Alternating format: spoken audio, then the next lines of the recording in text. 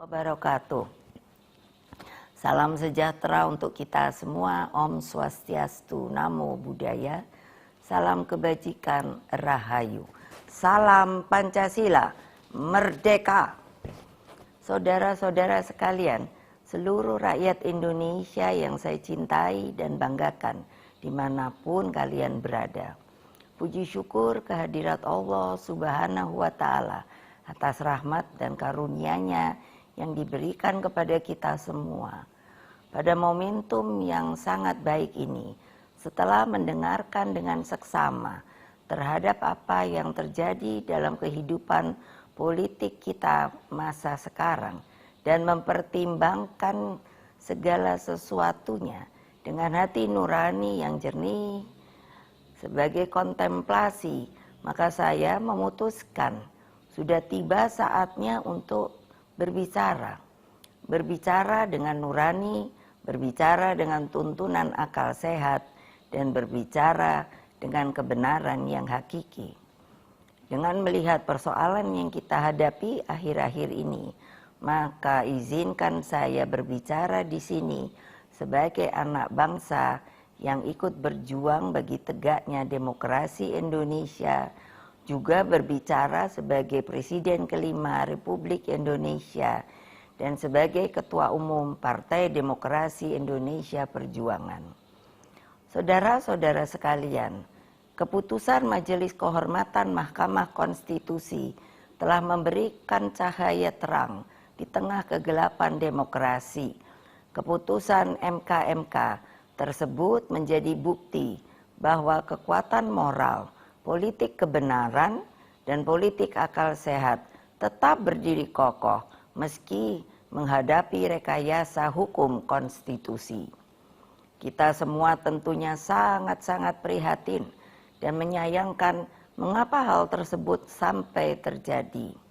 Berulang kali saya mengatakan bahwa konstitusi itu adalah pranata kehidupan berbangsa dan bernegara yang harus diikuti dengan seluruh-seluruhnya. Konstitusi tidak hanya ditaati sebagai sebuah hukum dasar tertulis, namun konstitusi itu harus memiliki roh yang mewakili kehendak, tekad, dan cita-cita tentang bagaimana bangunan tata pemerintahan negara disusun dan dikelola dengan sebaik-baiknya, seperti yang dicita-citakan oleh para pendiri bangsa. Apa yang terjadi saat ini mengingatkan saya ketika sebagai Presiden Republik Indonesia saat itu diperintahkan melalui perubahan ketiga Undang-Undang Dasar 1945 yang diatur dalam pasal 7B, pasal 24 ayat 2 dan pasal 24C tentang dibentuknya Mahkamah Konstitusi. Dari namanya saja, Mahkamah Konstitusi ini seharusnya sangat-sangat berwibawa, memiliki tugas yang sangat berat dan penting guna mewakili seluruh rakyat Indonesia di dalam mengawal konstitusi demokrasi. Dengan perannya yang begitu penting, saya sangat serius menggarap pembentukannya. Saya sebagai Presiden didampingi oleh Menteri Sekretaris Negara mencarikan sendiri gedungnya, dan saya putuskan berada di dekat istana, yaitu suatu tempat yang sangat strategis yang disebut sebagai Ring 1, sehingga Mahkamah Konstitusi tersebut harus bermanfaat bukan bagi perorangan, tapi bagi rakyat, bangsa, dan negara. Saya ingat waktu itu, Ketua MK yang pertama adalah Pak Jimli Asidiki, dan saya sangat berterima kasih atas segala konsistensinya selama ini. Saudara-saudara sekalian, seluruh rakyat Indonesia yang saya cintai dan banggakan, dengan seluruh suasana kebatinan terkait pembentukan MK ini, apa yang menjadi kehendak rakyat melalui reformasi adalah suatu perlawanan terhadap watak dan kultur pemerintahan yang pada waktu itu memang sangat otoriter. Dalam kultur otoriter dan sangat sentralistik ini, lahirlah nepotisme, kolusi, dan korupsi. Praktek kekuasaan yang seperti inilah yang mendorong lahirnya reformasi. Semangat reformasi yang berkobar-kobar itu menggerakkan rakyat hingga masuklah zaman demokrasi. Bukan sebuah proses yang mudah, bukan yang indah, karena pada waktu itu sampai saat ini kita masih seharusnya mengenang dengan perasaan hati yang begitu sedih atas pengorbanan rakyat dan mahasiswa melalui peristiwa Kuda Tuli, peristiwa Trisakti, peristiwa Semanggi, hingga berbagai peristiwa penculikan para aktivis, bagian dari rakyat, dan lain-lain. Mereka banyak saksi-saksi hidup yang sampai hari ini berdiam diri. Semua menjadi wajah gelap demokrasi. Praktek kekuasaan yang otoriter itulah yang telah kita koreksi. Maka melalui reformasi, janganlah lupa, lahirlah demokratisasi melalui pelaksanaan pemilu presiden dan wakil presiden secara langsung dan terbatas, serta undang-undang tentang pemerintahan yang bebas dari nepotisme, kolusi, dan korupsi.